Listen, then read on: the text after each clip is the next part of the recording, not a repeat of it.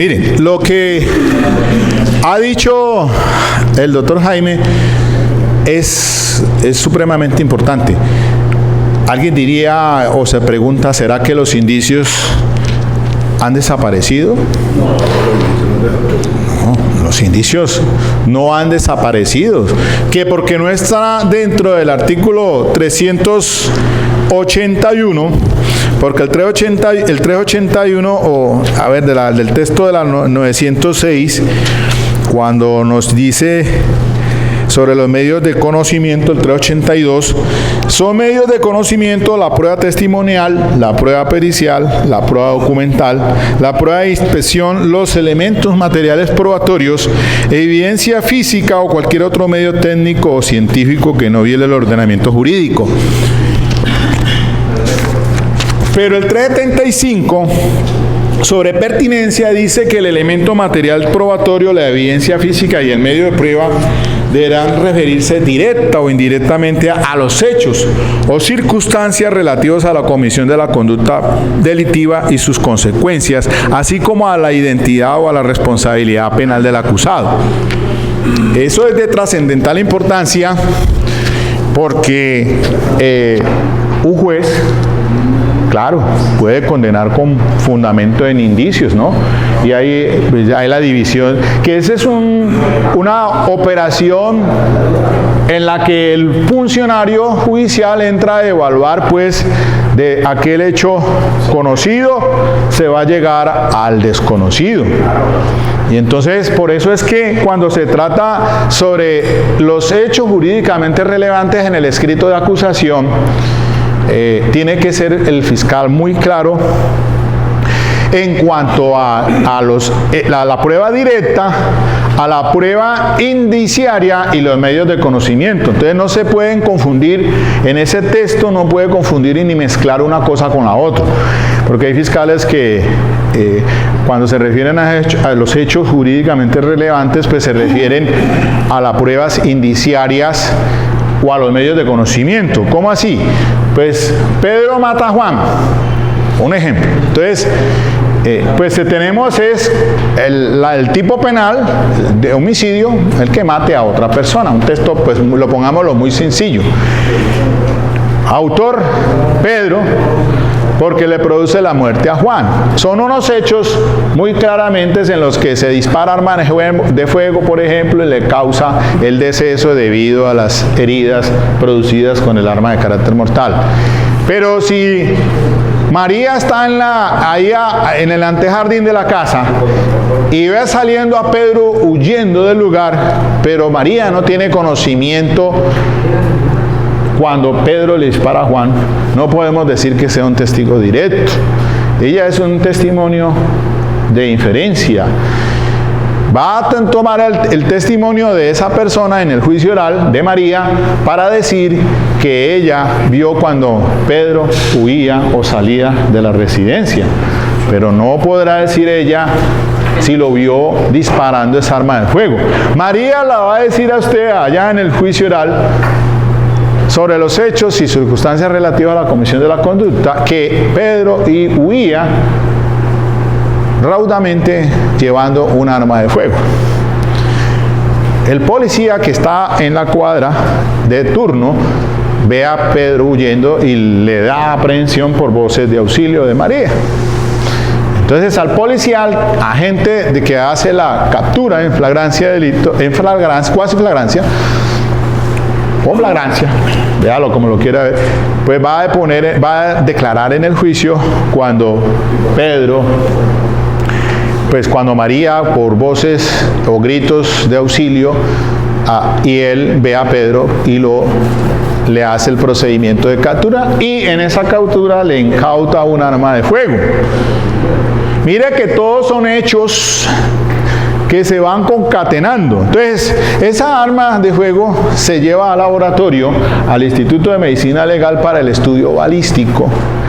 Y entonces resulta de que en el osiso Juan le encuentran un proyectil en el médico legista que lo manda conjuntamente al estudio balístico, y el arma en ese disparos que les hacen en el laboratorio se determina que por el rayado tiene las características idénticas y son homólogas al proyectil recuperado del cuerpo del occiso. Y ya vamos formando entonces un paquete de hechos, indicadores.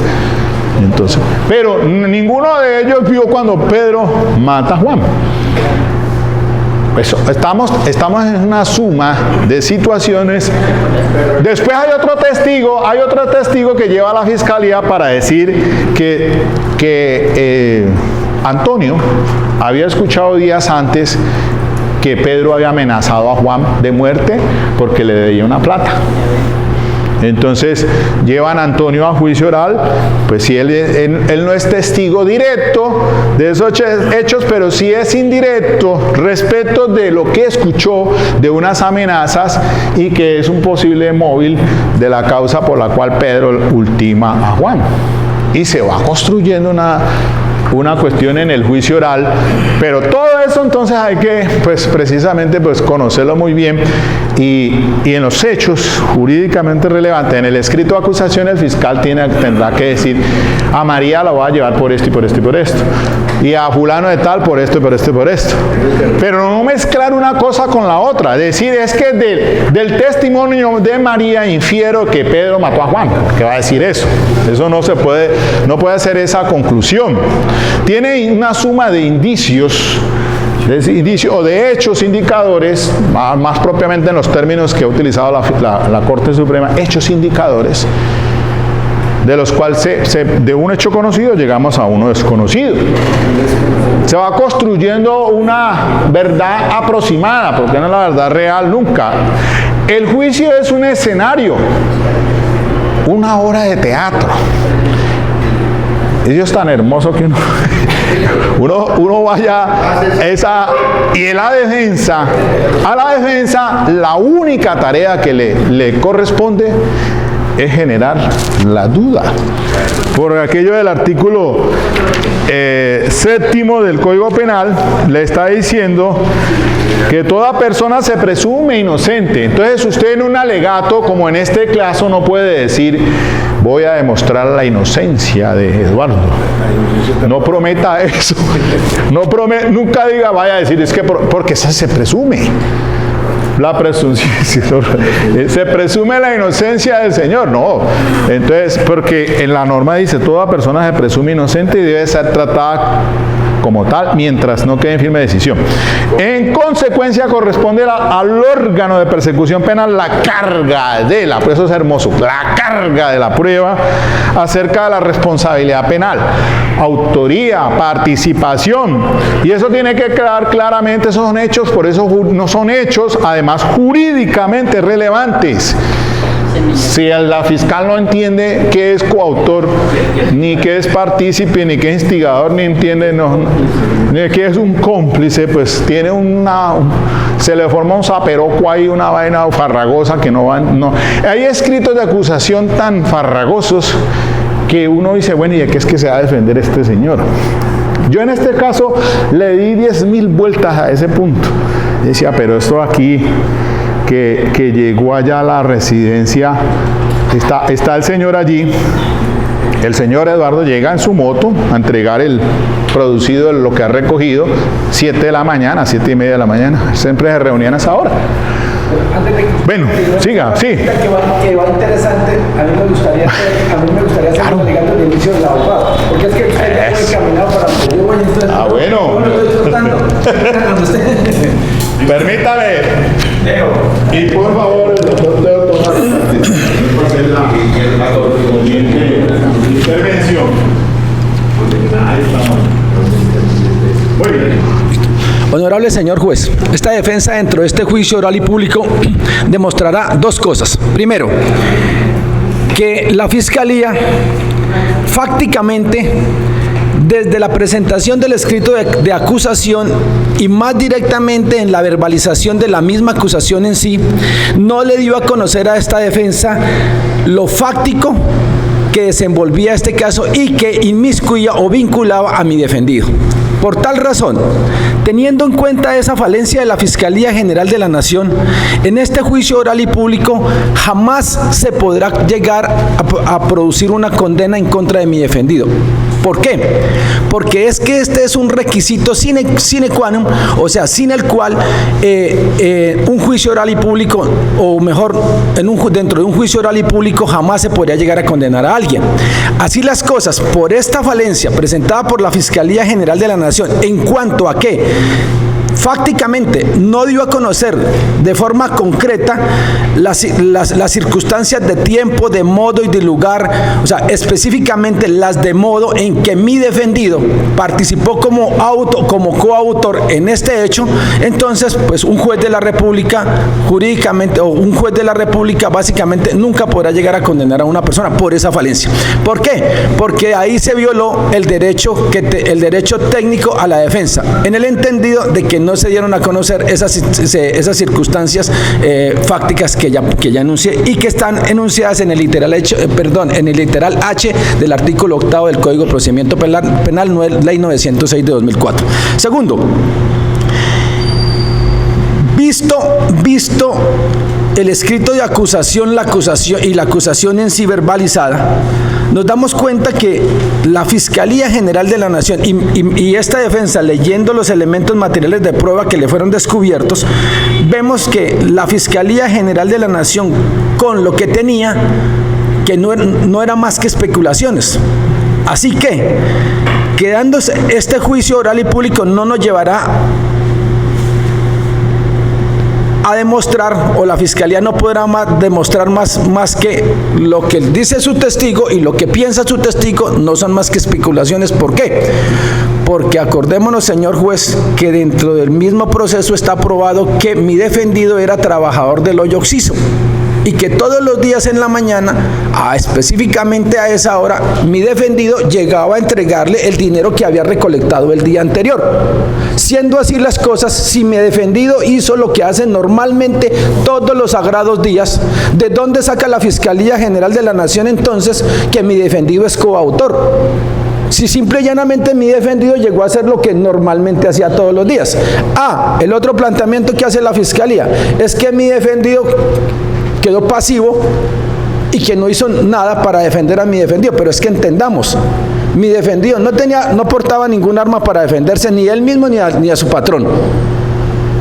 Y simple y llanamente, como a cualquier persona le puede pasar, pues él se pasmó en ese momento y no supo reaccionar. Eso es otra cosa muy diferente, pero que no puede llevar a pensar a la Fiscalía General de la Nación o a cualquier persona o a un testigo que entonces que me defendió por quedarse pasmado y por no defender a su patrón, entonces es un coautor en este caso. Por eso digo, este juicio no serán más que especulaciones de la Fiscalía General de la Nación. Muchísimas gracias, señor juez.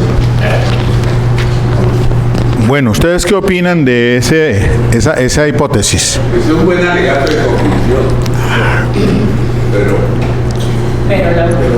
Un buen alegato de conclusión. Yo la primera parte diría que está bien para el concreto y breve en cuanto a los hechos fácticos, pero la segunda parte, Teo, estoy de acuerdo con Jaime que sería la conclusión. Y de verdad que va a ser la conclusión. Esa fue la conclusión, entre otras cosas, que aquí la defensa cerró cuando se escucharon todos los testimonios después en ese juicio ante el juez Nazario, que es el juez 21 del circuito.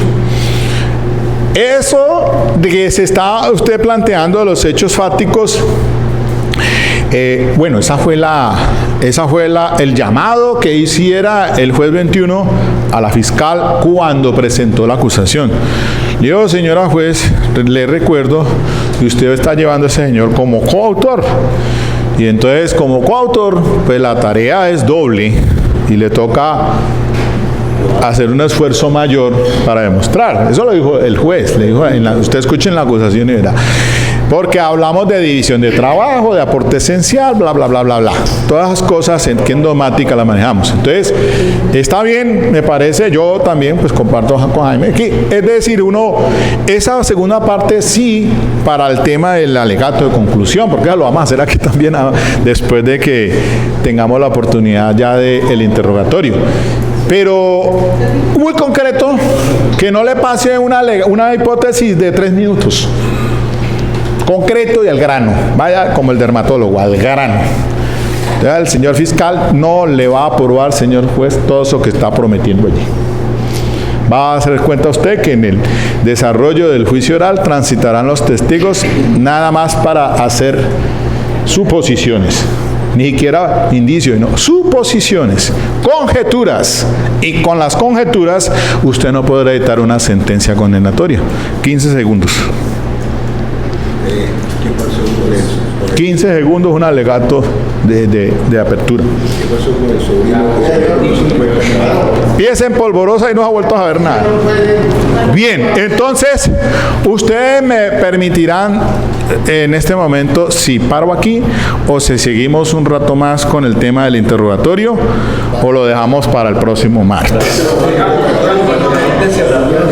Lo dejamos para el próximo, como ustedes quieran, su tiempo es valioso. Porque ya son las 8:30 y se nos acabó el espacio académico. Si gustan, se llevan el tallercito y lo estudian, se grábese en el testimonio. Entonces, para la próxima, mire, el taller de la próxima lo vamos a iniciar con el interrogatorio. Por favor, mi estimado Fernando. Uno hará de fiscal para hacer el interrogatorio directo de esa testigo, de acuerdo a lo que dijo allí. Pero ese testigo del grupo que va a responder eso, porque van a ser dos, uno de fiscal y el testigo, le pone ahí un tip, que es que se le olvidó. Algo que usted le va a preguntar y se le olvidó, que esté en esa entrevista para que me haga el ejercicio de refrescar memoria con la misma entrevista. Usted le puede preguntar usted, pues, ¿se acuerda usted, por ejemplo, el día de los hechos? O alguna cosa de esa. A la mujer. No, o algún aspecto ahí que usted considere que ella diga que no lo recuerdo. Y entonces para que usted le haga la pregunta, el mismo, memoricen ustedes el protocolo de sentar las bases para hacer utilizada esa entrevista como refrescar memoria. Y entonces la pueda utilizar. Y otro grupo va a trabajar el tema de la impugnación de credibilidad. Es decir, cuando el fiscal pregunte, póngala a que tergiverse algo el testigo, y entonces, alguien que hace la defensa, ya termino, Fernando, para que utilice la entrevista para impugnarle la credibilidad. Este también me gusta. Y otro grupo, o cualquiera demás, a ver, ¿cómo es que va a manejar el contrainterrogatorio en sí? Ya ella diciendo la verdad de las cosas. ¿Y usted qué es lo que quiere con ese contrainterrogatorio? ¿Qué es lo que necesita sacar con ese contrainterrogatorio? Y que es el primer renglón. Ahí está la clave, en el segundo renglón. ¿Qué vio ella? ¿Qué no vio? Exacto. ¿Quién no vio? ¿Quién fue el que vio? ¿Quién fue el que abrió la puerta? ¿Por qué ella abrió? ¿Por qué no sé qué? Todo eso, analicen eso. Mire, y en el contrainterrogatorio la clave, compañeros, es por cada hecho una pregunta. No hagan preguntas compuestas. Y son preguntas sugeridas, porque como ella va a declarar allá, entonces usted tiene que hacer preguntas no abiertas. Si excepcionalmente usted ha dicho, acaba de decirle una pregunta a la fiscal y usted la lee. Sí, está implícita la respuesta. Pues, sí o no. Y ya entonces, las que le puede hacer abiertas, sí, para que diga sí, que esa es clave en el tema ese si vio o no vio. ¿Y por qué? Porque es que, mire, recuerden, les doy una clave. ¿El señor llegó acompañado o no llegó acompañado? Que se vean el video. No le dé la respuesta en el video. No van a ver el YouTube. Van a ver el video. Bueno, vean el video del juicio. Pero la clave es, y claro, si había acuerdo, previo acuerdo, división de trabajo, si no había... Bueno. Por ese caso, en la realidad, se resolvió por indubio programa. Absuelto. Por indubio programa. Presunción de inocencia, sí, indubio programa. No probó a la fiscal, no probó nada. De todo lo que prometió no lo cumplió. De puros indicios, no hayan indicios, especulaciones. Sino que el indicio no puede tratarse del proceso penal, por una razón. Un proceso, un juicio, no es sino un juicio. premisa Sí, mayor que y la presa. presente. Exacto. Ajá. Aquí te dice que la presente por Y la conclusión. Entonces, los indicios son los que van a dar vida a esas premisas. La lógica de la prueba criminal de Fran Marino de Malatesta, por favor. Entonces, el indicio no puede desaparecer. No, nunca va a desaparecer, claro que no. No ha desaparecido. ¿Ah? Bueno, muy bien. Ya cierro aquí, entonces lo dejamos para el próximo martes.